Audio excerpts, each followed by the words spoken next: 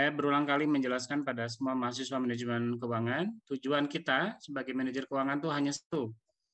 Bagaimana caranya membuat pemilik perusahaan menjadi lebih kaya dari sebelumnya, gitulah kira-kira bahasa kasarnya. Dalam bahasa yang lebih halus biasa diterjemahkan sebagai bagaimana caranya agar para pemilik perusahaan itu artinya yang memegang ekuitas dalam bentuk saham tentu saja ya, itu memiliki kekayaan yang lebih tinggi dalam bentuk nilainya, jadi nilainya menjadi lebih besar. Nah, karena pentingnya tentang hal itu, maka kemudian ada sebuah rasio yang sangat penting bagi para para investor ini, para pemilik saham ini. Saudara, hari ini kita akan bicara tentang rasio profitabilitas. Artinya berapa sih kemampuan perusahaan yang kita teliti menghasilkan laba gitu ya, menghasilkan profit. Itu yang akan kita pelajari hari ini. Secara definisi, saya sudah menuliskan beberapa definisi yang ada di buku. Nanti kalau Anda mau mengerjakan skripsi, boleh mencari definisi yang lebih banyak lagi gitu ya. Tapi pada ujung-ujungnya, rasio profitabilitas itu diterjemahkannya begini. Jadi, bagaimana sebuah rasio mengetahui kemampuan perusahaan dalam menghasilkan laba dalam suatu periode tertentu. Jadi, yang ingin digambarkan kemudian dalam rasio ini adalah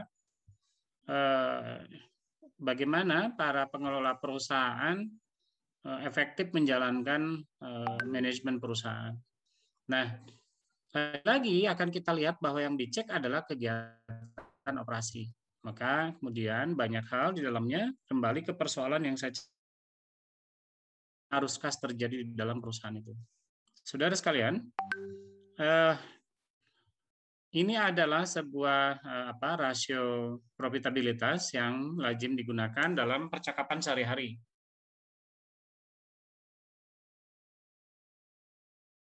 Pasar di mana saja ada ketemu dengan sesama pebisnis, suka nanya tuh, berapa sih, berapa persen sih untung laba kotornya gitu ya.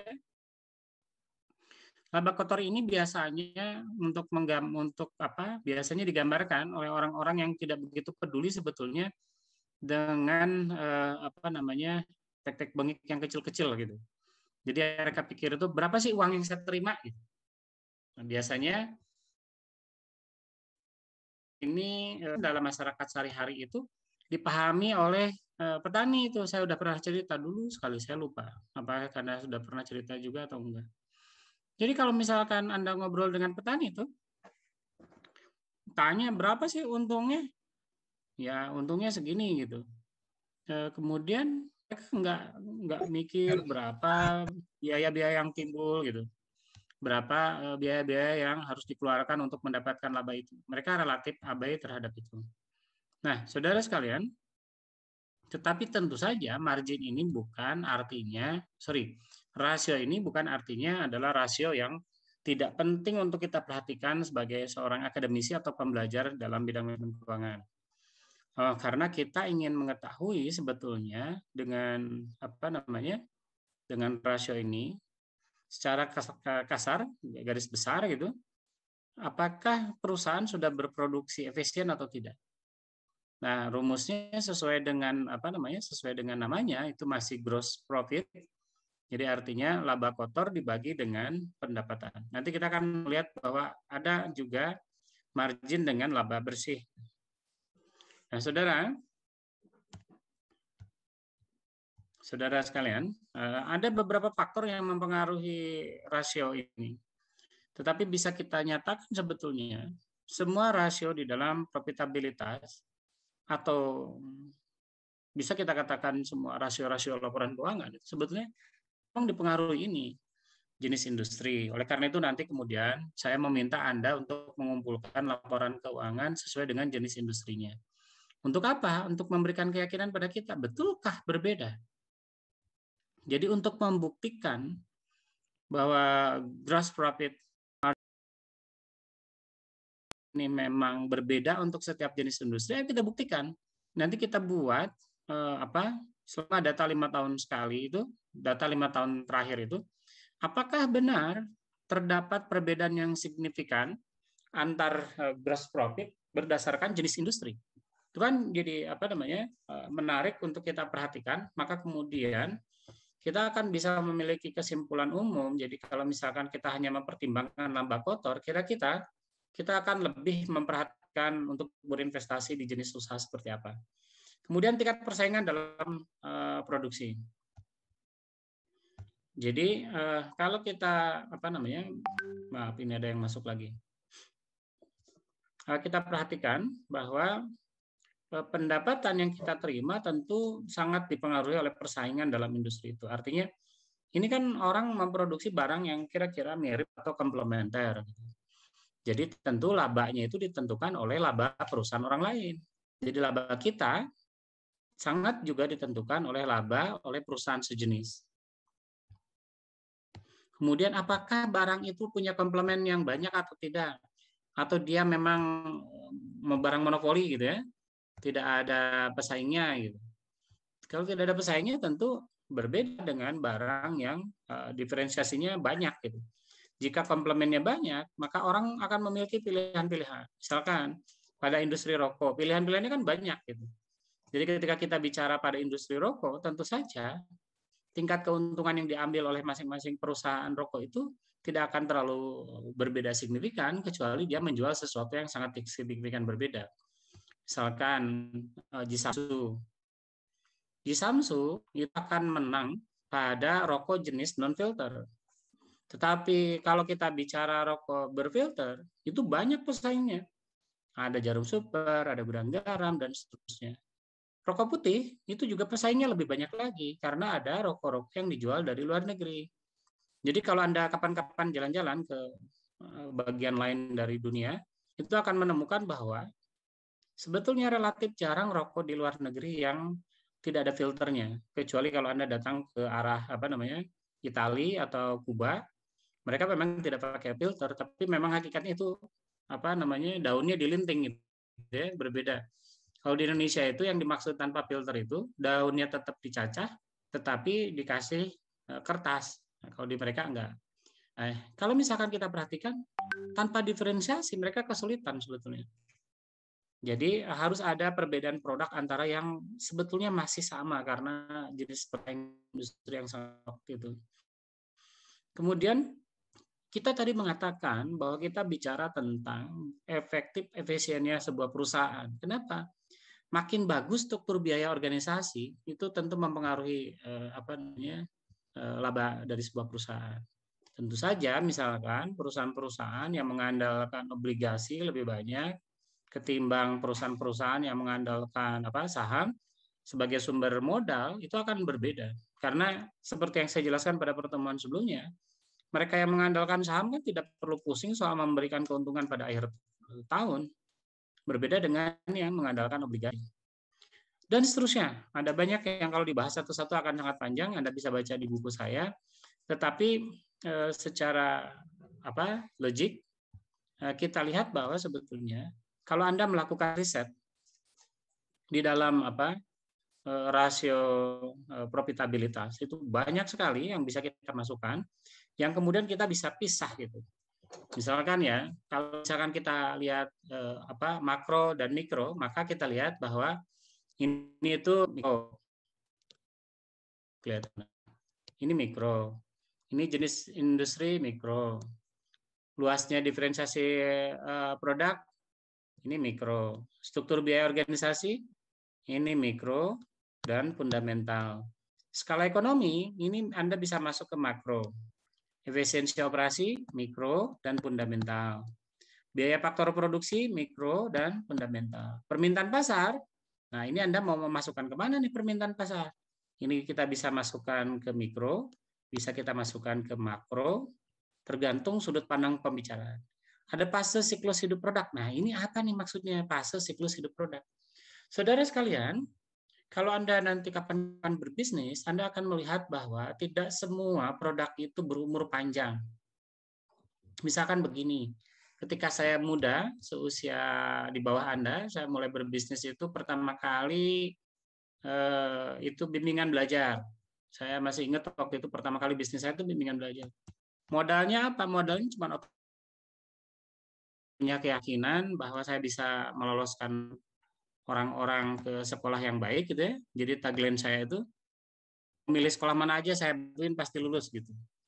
Jadi waktu itu saya nawarin ke orang-orang di sekitar Baleendah, Dayakolot, Banjaran, Ciparai, Majalaya, banyak sekali. Sekitar Bandung Selatan itu sekitar 5 kecamatan, 6 kecamatan. Mereka datang ke saya karena mereka percaya kalau anaknya mau nerusin sekolah, kalau saya pasti lulus gitu. Itu kan modalnya murah. Tapi kan itu lama-kelamaan orang sadar bahwa itu bisnis yang menguntungkan gitu. Jadi lama-kelamaan orang tahu, oh ternyata di Bandung Selatan banyak peminatnya tuh. Oh, berbondong-bondong orang pada mendirikan bimbingan belajar seperti saya di Bandung Selatan. Dulu di Bandung Selatan bimbingan belajar cuma 2. Saya sama ada satu lagi. Saya mengandalkan biayanya murah karena saya pikir buat apa mahal itu ya. Yang penting buat saya itu saya bisa menggaji teman-teman saya sesama mahasiswa yang kuliah di IKIP Bandung waktu itu. Nah, ternyata umurnya itu pendek. Jadi bimbingan belajar itu umurnya pendek, lama-kelamaan karena saya sewa tempat nggak mampu bayar sewa gitu. Saya kan sewa kampus ya, saya sewa sekolah untuk bimbingan belajar dan itu berat. Jadi modal saya kurang. Kemudian saya dulu pernah lagi waktu saya masih kecil juga, masih awal-awal seusia Anda, saya pernah bisnis. Anda tahu telepon umum nggak? Dulu apa ya disebutnya? Kiospon, kiospon. Tahu kiospon? Wartel. Wartel, Pak. Ah, wartel. Saya dulu dirikan wartel, beberapa wartel, kemudian ya umurnya lama-lama kan orang ada HP tuh. Lu ngapain ke wartel gitu? Susah payah. Pakai HP juga murah gitu. Apalagi sekarang ada WhatsApp, ada micet, ada banyak sekali.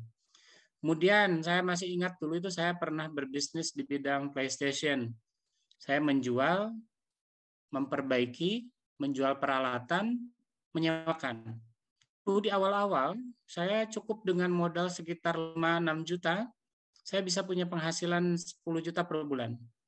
Jadi hanya modal 5 juta, saya punya penghasilan 10 juta per bulan, artinya dalam bulan itu balik modal itu. Wah, menguntungkan sekali. Saya buka cabang tuh beberapa itu. Saya bikin lagi. Mau ngapain pada waktu itu? Saya waktu itu tidak memikirkan bahwa mungkin orang akan ngelihat, ternyata menguntungkan tuh bisnis itu. Dan betul itu tetangga-tetangga saya pada buat juga. Lama-lama ya akhirnya bisnisnya menurun dan seterusnya. Jadi kalau Anda berbisnis itu perhatikan apakah bisnis Anda memiliki fase siklus hidup. Ketika Anda terjun dalam sebuah perusahaan yang ada siklus hidupnya, maka yang Anda harus lakukan adalah melakukan apa yang kita sebut sebagai diferensiasi tadi. Tapi kan untuk produk tertentu sulit itu. Diferensiasinya seperti apa gitu. Tidak semua hal bisa kita lakukan inovasi. Jadi fase siklus itu penting sekali.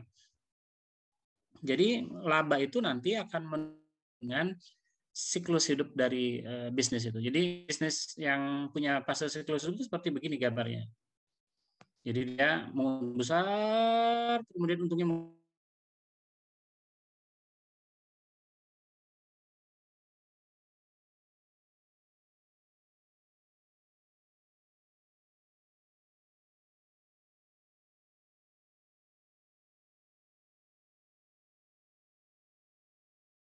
besar itu. Nokia itu raja pasar, dia menguasai telepon genggam. Mati juga tuh dia. Kenapa dia mati? Nggak sanggup bertahan menghadapi inovasi terus-menerus.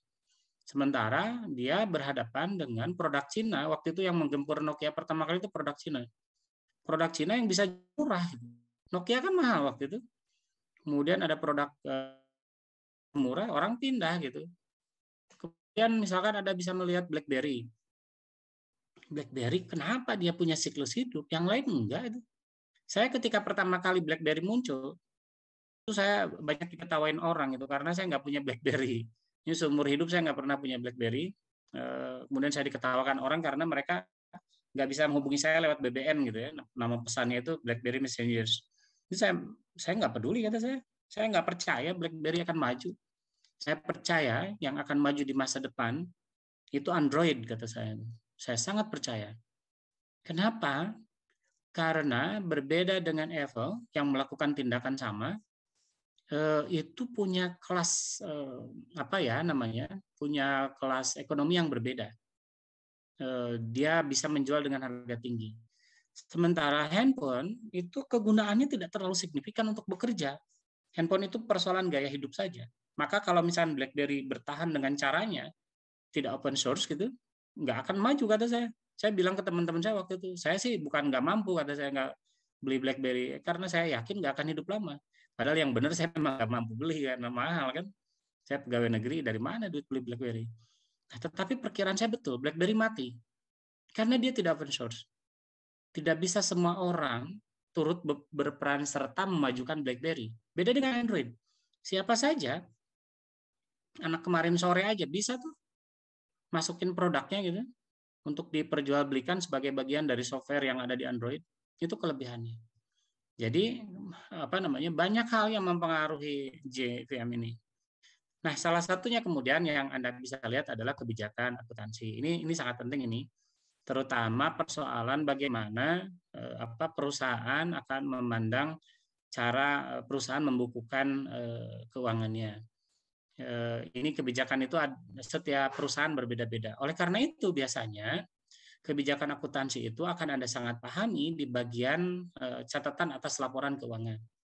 Ceklah catatan atas laporan keuangan itu. Adakah kebijakan akuntansi di sana yang mempengaruhi besarnya laba kotor?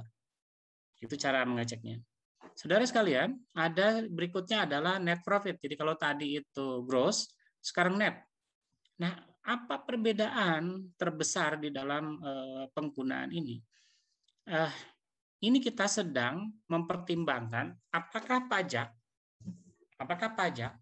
menjadi faktor yang mempengaruhi perhitungan laba. Sederhananya begini, saudara sekalian. Apakah kita gitu ya, kalau memperhatikan pajak tertentu, kan pajak beda-beda ya, tergantung dengan produksinya. Apakah itu barang mewah, bukan barang mewah, barang monopoli, dan seterusnya. Misalkan kita pernah melihat bahwa ada kebijakan di negara kita yang tidak atau penghapusan pajak beberapa kali dilakukan pada produk tertentu. Nah, kemudian kita cek apakah itu memang berhasil menurunkan atau menaikkan keuntungan. Itu salah satu jenis riset yang menurut saya menarik. Jadi pengaruh pajak terhadap penciptaan laba. Kenapa? Logikanya saja. Misalkan kalau ada laba, emang siapa sih yang bayar pajak itu? Yang bayar pajak itu konsumen. Nah, konsumen ketika dibebani dengan pajak tertentu atas barang yang dia beli, tentu dia pikir-pikir ulang kan? Nah, misalkan Anda sedang meneliti bisnis berbasis otomotif. Anda sedang meneliti bagaimana perusahaan-perusahaan yang memproduksi mobil. Gitu. Kemudian Anda cek, gitu, apakah mobil-mobil yang tidak membayar pajak, artinya pajaknya disubsidi negara, itu berhasil menciptakan keuntungan yang lebih besar. Andai ya, nanti Anda harus jawab, kenapa kira-kira? Apakah itu hanya berlaku di Indonesia? Apakah itu berlaku juga di luar negeri? Ketika pajak itu dihilangkan, apakah pembelian barang berupa mobil itu berpengaruh? Itu kan menarik untuk kemudian kita memberikan saran pada negara, apa yang harus kita lakukan terhadap barang-barang otomotif seperti ini. Itu ya, jadi nanti apa gunanya kita bicara soal pajak untuk itu? Menjadikan pajak sebagai faktor pertimbangan apakah laba perusahaan itu dipengaruhi pajak atau tidak. Berikutnya, saudara sekalian, ini ada satu lagi rentabilitas ekonomi. Kalau tadi kita bicara persoalan laba bersih setelah pajak, ini laba bersih sebelum pajak, tetapi pembaginya adalah total aktiva. Artinya dengan aktiva yang ada, kira-kira begitu ya kalimatnya, rentabilitas ekonomi itu. Dengan aktiva yang ada, berapa dia mampu menghasilkan laba? Jadi dengan aktiva yang ada, berapa dia mampu menghasilkan laba? Nah, kemudian ada rasio lagi yang menjadi penting ketika kita berbicara tentang biaya operasi. Karena beberapa rasio tidak mempertimbangkan biaya operasional. Jadi biaya-biaya yang timbul di dalam operasional itu tidak diperhatikan. Saudara sekalian, berikutnya ada satu rasio lagi yang paling sering digunakan oleh skripsi Anda, kakak kelas Anda itu ya, sampai level tesis itu masih sering digunakan. Ini return on investment. Jadi, tadi kita bicara soal total aktiva, kemudian dibandingkan dengan laba bersih setelah pajak. Kalau tadi laba bersih sebelum pajak. Jadi laba bersih setelah pajak dibagikan dengan aktiva itu berapa persentasenya? Itu yang sering kita sebut sebagai ROI atau return on investment. Kita bicara soal aktiva itu penting ketika kita sandingkan dengan persoalan return on equity. Jadi ada sisi lain yang digunakan itu return on equity. Nah, pertanyaan yang paling pokok kemudian adalah kapan kita menggunakan return on equity, kapan kita menggunakan return on investment. Nah, tentu yang membedakan pada dasarnya adalah apa yang mau kita jadikan sudut pandang. Jadi misalkan begini, saya dari dulu mengatakan bahwa tidak semua ekuitas, tidak semua kekayaan pemilik itu dibelikan sesuatu yang menjadi aset yang menghasilkan laba. Tidak semuanya. Kan kita juga bisa memahami jika kemudian ekuitas itu dipakai untuk biaya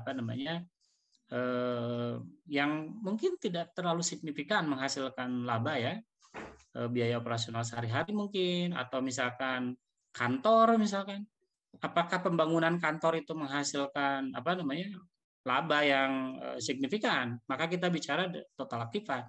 Kita ingin tahu tuh, misalkan infrastruktur yang kita bangun yang tidak berhubungan langsung dengan produksi, misalkan kita membangun tadi ya, kalau membangun pabrik, logis. Membeli peralatan mesin, logis. Tapi misalkan membuat kantor, memperbaiki kantor, apakah itu signifikan untuk menciptakan laba? Maka kita menggunakan return on investment. Jadi investasinya kita tuh dipakai apa aja sih gitu. Dan kemudian dari progres investasi itu berapa sih yang menghasilkan laba? Nah, kalau ini enggak. Yang ini return on investment mata-mata begini. Saya memasukkan uang berapa? Investor memasukkan uang berapa pada perusahaan? Para pemilik perusahaan membagikan uang berapa pada perusahaan? Kemudian dia nanya, berapa laba yang akan saya dapat? Nah, itulah yang disebut sebagai return on equity. Jadi jelas ada perbedaan signifikan antara bagaimana cara menggunakan return on investment di satu sisi dan return on equity pada sisi lain. Jadi return on equity itu bicara tentang pertanyaan para pemilik modal tentang berapa banyak laba yang dia dapat. Sedangkan return on investment lebih menceritakan tentang berapa banyak investasi dilakukan dan berapa dari investasi itu yang menghasilkan laba. Jadi jangan sampai orang berekspansi investasi besar-besaran, tetapi sebetulnya laba yang dihasilkan dalam jangka pendek maupun jangka panjang. Baik, berikutnya kalau ini bicaranya begini, kalau tadi itu, kalau kita bicara equity, itu bicara soal pemilik perusahaan. Pemilik perusahaan itu artinya mau dia saham biasa maupun saham preferensi itu diperlakukan sama, maka digunakan return on equity. Nah, kalau kita ingin memisahkan return perusahaan itu dari saham preference, maka kita menggunakan earning per share. Jadi kalau kita ingin nanya nih, saham yang beredar itu menghasilkan keuntungan berapa sih kira-kira begitu ya? Maka kita harus mengeluarkan dulu dividen saham preference. Jadi tadi laba sesudah pajak itu kurangi dulu sama dividen yang diwajibkan oleh saham preference, karena berbeda dengan saham biasa yang tidak wajib, saham preference kan wajib. Kemudian dibagi dengan jumlah saham biasa yang beredar. Artinya yang diperhitungkan itu laba setelah pajak yang tidak melibatkan preference dibagi dengan jumlah saham biasa yang jelas sudah tidak ada saham preference. Jadi kalau begitu, Anda bisa mengambil kesimpulan return on equity itu sama dengan earning per share minus saham preference. Jadi kalau misalkan Anda mengeluarkan itu kan logis. Karena misalkan, Pak, perusahaan saya kok tidak ada apa namanya saham preferennya, ya berarti kan nggak ada gunanya juga ngomong tentang earning per share. Anda cukup mengatakan return on equity. Karena yang kita bicarakan itu adalah laba bersih setelah pajak dibagi ekuitas. Kan ini juga sama. Laba bersih setelah pajak dikurangi dividen saham preferen dibagi ekuitas. Karena hakikatnya itu juga. Oke, jadi kita bicara tentang berapa sih laba yang dihasilkan gitu oleh para pemilik perusahaan, itu bicaralah return on equity atau earning per share jika itu mengeluarkan data dari saham preference. Jika kita hanya bicara soal berapa laba yang dihasilkan oleh pembelian-pembelian investasi tertentu, maka kita bicara tentang return on investment. Ada satu lagi gross margin on sales, itu adalah margin laba kotor atas penjualan. Ini jarang digunakan, apa namanya? Tetapi Anda patut mengetahui, memahami. Itu penjualan dikurangi harga pokok penjualan dibagi penjualan. Kemudian ada net profit. Kalau tadi gross, maka sebaliknya ada net. Ya itu berarti itunya labanya setelah bunga dan pajak. Sudah dikurangi ya, sudah dalam keadaan bersih. Kalau tadi itu penjualan itu belum dikurangi tuh. Jadi penjualan gitu ya, penjualannya belum dikurangi dengan bunga dan pajak. Pembaginya sama-sama dengan penjualan. Saudara sekalian, saya kira demikian pertemuan hari ini. Kita bicara tentang bagaimana kita sebagai pengelola perusahaan menciptakan laba. Kita evaluasi ya. Nyalakan kameranya.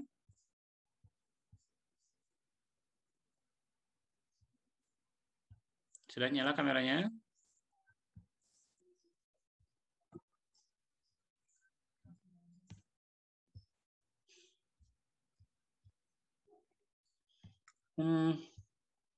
Saya mulai dari siapa ya?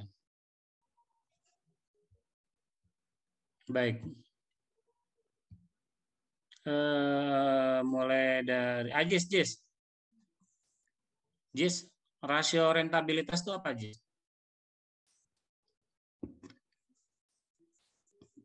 Jis. Jis kemana? Malah dimatiin.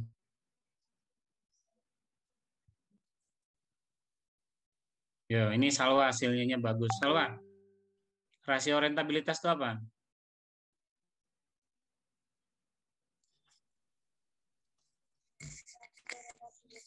Yang saya tangkap tadi ya Pak, dengan aktiva yang ada itu berapa mampu menghasilkan laba?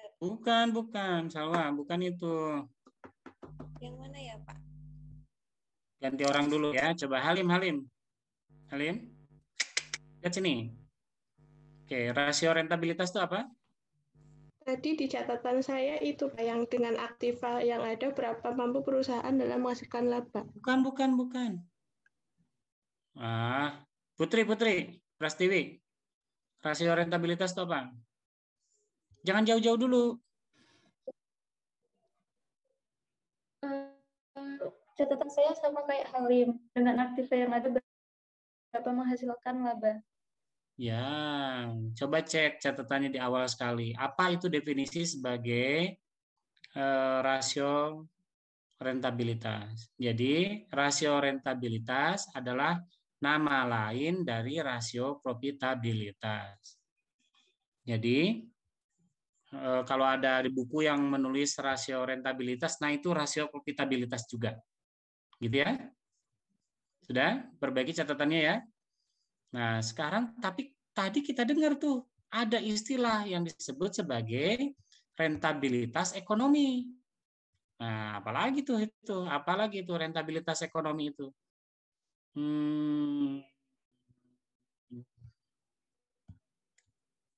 Maulana.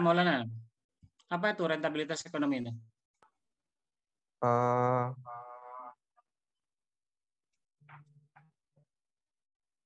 Kemampuan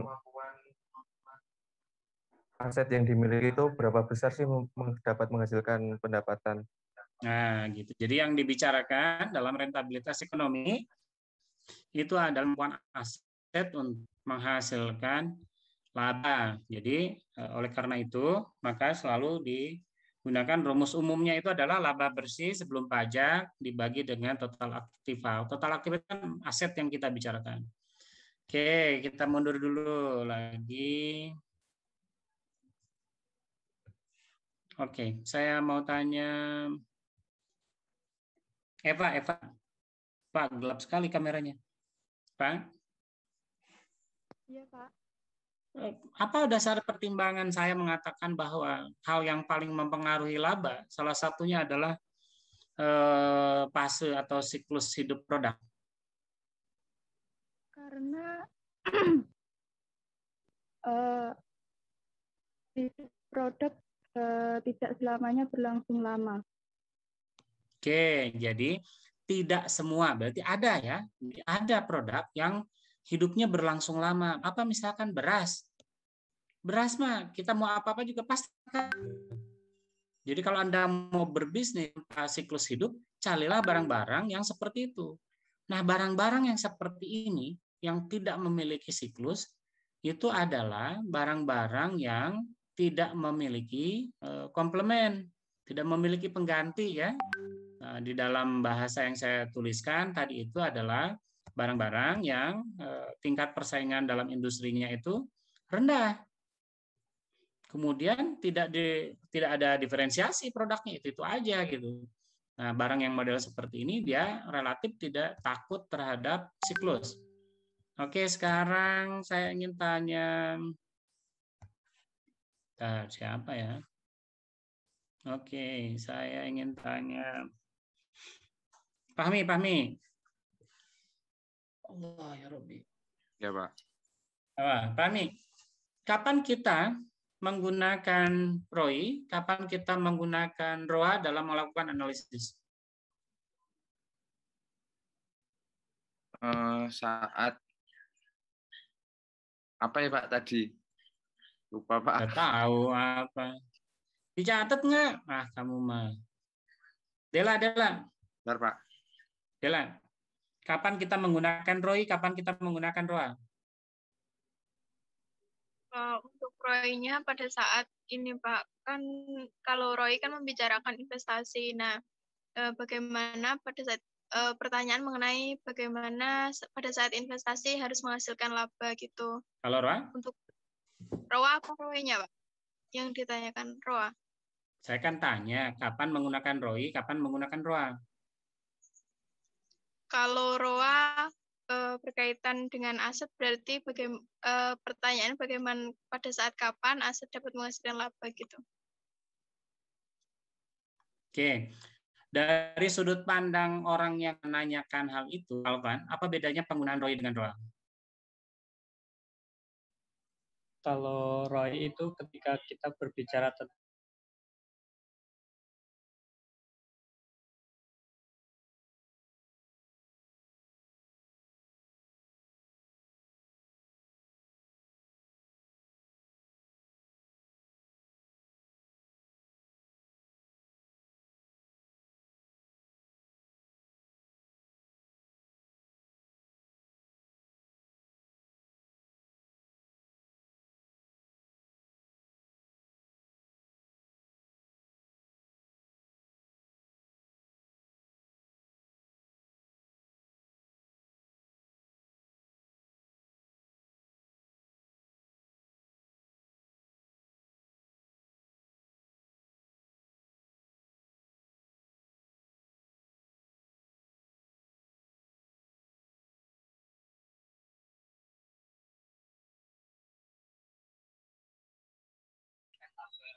Terus?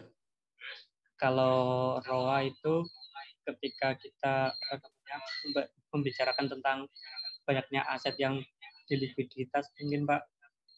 Gini. Alvan, cara bicaranya ya. Iya. Bentar, ini Alvan kayaknya itu berdua ya, sebelah atau gimana? Ada si Febri Pak ini.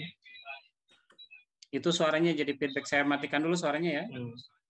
Ini Pak. Baik. Jadi kita kan sebagai investor berpikirnya begini. Saya punya uang. Uang saya masukkan ke perusahaan. Saya belikan saham di perusahaan-perusahaan itu. Maka logis saya kemudian menanyakan, dari uang yang saya keluarkan itu saya dapat laba berapa. Jadi ketika kita baca definisi yang kita gunakan, itu pembicaraannya adalah persoalan berapa ekuitas yang kita punya. Jadi ROI itu, return on equity itu bicara tentang berapa banyak ekuitas yang kita keluarkan, kemudian berapa laba yang dihasilkan. Jadi saya sebagai penanam modal boleh kan nanya, saya sudah mengeluarkan uang, saya dapat uang laba berapa? Nah kemudian ketika kemudian uang itu sudah ada di dalam perusahaan, maka perusahaan menggunakan itu untuk berinvestasi, beli ini berupa aset kan. Jadi dari ekuitas yang ada dibelikan aset. Jadi kalau kita perhatikan dari ekuitas yang ada itu kemudian dibelikan aset. Aset inilah yang sering kita sebut sebagai investment. Investment siapa? Investment perusahaan, bukan investment investor, bukan. Investment investor itu berhenti sampai ekuitas. Jadi ekuitas selesai, dia melakukan pembelian ekuitas. Nah, kemudian ketika ekuitas itu sekarang dimiliki oleh perusahaan, maka kemudian perusahaan itu membelanjakan sesuatu, maka kita jadi boleh tanya tuh, uang saya yang ditanam di perusahaan, yang sekarang jadi ekuitas perusahaan, kamu beliin apa aja sih? Dibelikan aset apa aja sih? Kemudian hasil pembelian aset itu, apakah efisien enggak gitu? Menghasilkan laba yang lebih baik enggak gitu? Kan pertanyaannya begitu ya. Jadi kalau begitu, siapa yang menanyakan kedua orang ini? Sama investor, tapi sudut pandangnya berbeda. Yang satu, pertanyaannya muncul ketika dia bertanya, uang saya yang masuk perusahaan itu akan dapat laba berapa? Yang kedua, si orang yang sama bertanya, uang yang saya berikan ke kamu belikan apa aja? Dan kemudian sesudah kamu belikan apa aja itu, berapa keuntungannya? Gitu ya cara pandangnya. Nah sekarang timbul lagi persoalan lain. Apa bedanya kalau begitu? Mana ini? Kameranya belum nyala semua? Ayo, nyalain.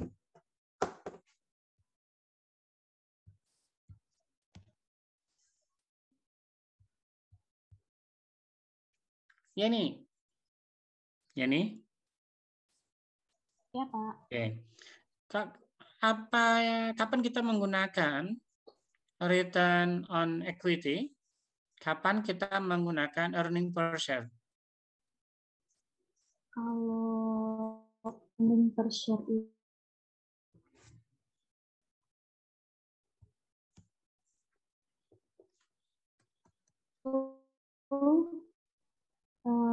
nanti ketika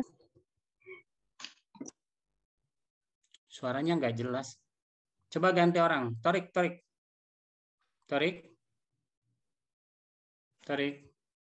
Halo, Assalamualaikum. Ustadz Torik. Nah, udah nyala. Kemana lagi? Hilang lagi. Torik keluar ya? Sadid.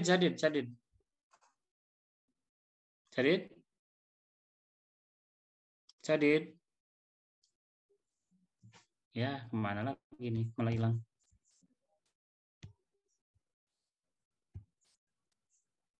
Kemana Sadid? Hilang juga.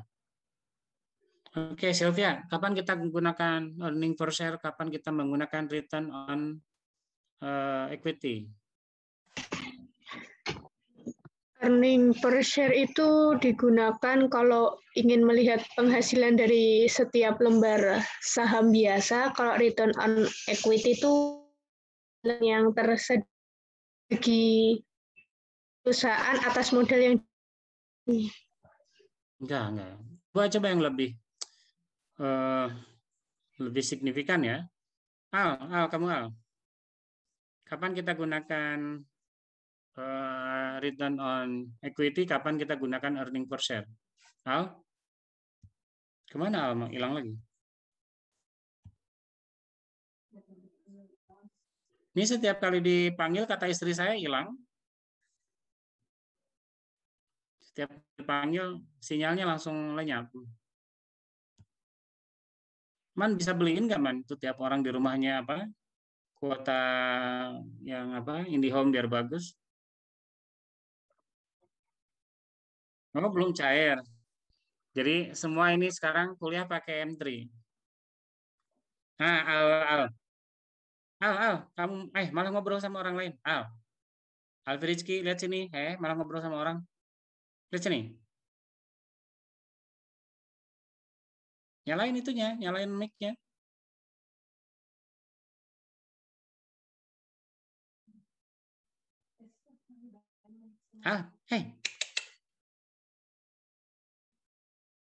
Kenapa nggak bisa nyala mic-nya? Ayo, ganti kamu yuk. Ayo, kapan kita gunakan earning per share? Kapan kita gunakan return on equity? Mana Pak? Earning per share? Sama return on equity. Kapan kita gunakan salah satu dari itu?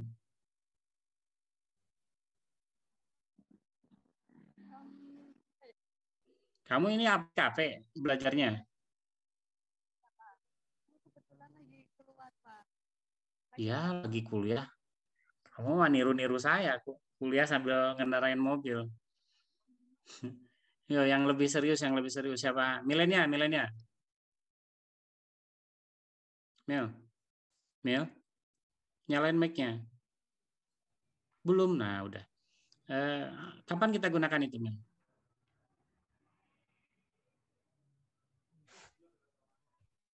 Ketika ini Pak, kalau yang EPS itu digunakan ketika terdapat saham reference.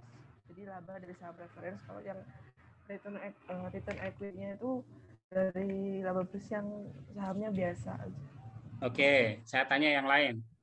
Benar nggak yang dikatakan Milenia? Ada yang beda pendapat?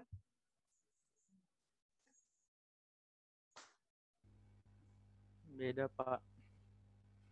Yo, gimana? Apa? Kalau untuk mengetahui yang kita dapat perlakuannya Pak, Terus? Berdasarkan dari harga. Sedangkan kalau misalnya return on equity itu berapa besar ekuitas perusahaan itu bisa menghasilkan. Macet tadi ya Pak? Ya, kurang signifikan. Gini. Biar gampang dipahami ya, saya ulang lagi. Ketika kita mau mengatakan berapa keuntungan para pemilik modal seluruhnya tanpa terkecuali, gunakanlah return on equity. Karena yang dibicarakan ekuitas. Ekuitas itu kan kita bisa baca banyak hal kan. Salah satunya adalah saham preference. Ketika kita ingin mengeluarkan saham preference dari obrolan, jadi para pemilik modal dari saham preference itu diawasin, maka kita gunakan earning per share. Jadi ketika kita menggunakan kedua jenis rasio ini di dalam penelitian Anda, cek dulu yang Anda mau cari siapa. Apakah seluruh pemilik saham?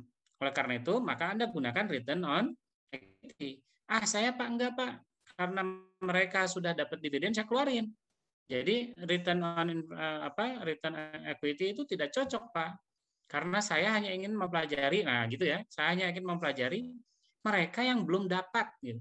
Karena yang saya ingin cari adalah gennya. Siapa sih orang-orang yang mendapatkan keuntungan, tetapi dia tidak dapat keuntungan dari dividen. Maka kita gunakan keuntungan yang digunakan adalah yang earning per share. Karena earning per share ini sudah dikeluarkan angka untuk saham preference. Oke, saya cek masa lalu ya. Cek masa lalu dulu. Wahyu, saham preference itu apa? Wahyu? Saham preferensi itu, iya Pak. Ya, apa kemarin kata saya? Saham preferensi itu adalah? Jadi saham preferensi itu saham yang dividennya itu wajib dikasih gitu Pak. Jadi ada. Gitu saja ya. Sederhana, bagus gitu. Jadi jangan terlalu pusing-pusing mikir definisi. Yang penting kamu ngerti, saya senang. Jadi saham preferensi itu pokoknya bedanya. Kalau yang biasa itu nggak ada kewajiban dividen, dia ada, gitu saja. Ada perjanjian tertulis gitu. Nah, nanti kemudian kamu akan bersinggungan dengan apa bedanya dengan obligasi. dan obligasi tanpa kupon. Nah, itu yang harus dijelaskan ya. Nanti kalau nggak bisa jelaskan, kan bingung juga. Pengen penasaran saya. Inayah, obligasi tanpa kupon itu apa?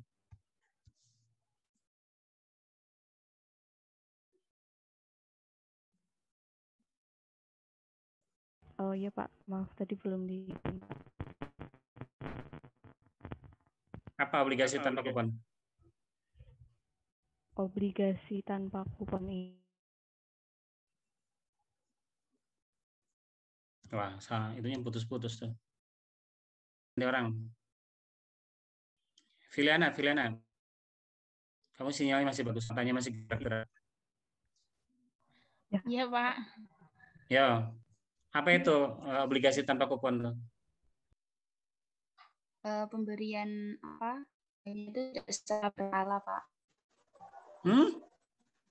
Tidak secara berkala pemberiannya. Saya Indonesia, obligasi tanpa kupon itu apa tuh? Obligasi yang keuntungannya itu bukan dari kupon, jadi dari harga jual sama harga belinya, Pak. Oke, betul. Jadi obligasi tanpa kupon itu di dalam perjanjian tidak menjanjikan bunga apa-apa gitu. Lantas orang nanya loh, untungnya dari mana? Dari selisih jual beli, karena dia biasa dijual di bawah harga yang tertulis, gitu ya. Saya berharap gitu ya, setiap perkuliahan saling sambung menyambung dengan semua mata kuliah, diingat-ingat apa yang sudah disampaikan, biar kemudian nanti ketika Anda berada di perusahaan, Anda paham betul ya. Oh, saya mau minta tolong didoain, ada beberapa mahasiswa saya sekarang lagi mau besok mau tes wawancara tuh, beberapa orang tadi kirim WhatsApp ke saya, Pak, saya besok wawancara di PT ini, PT itu gitu ya.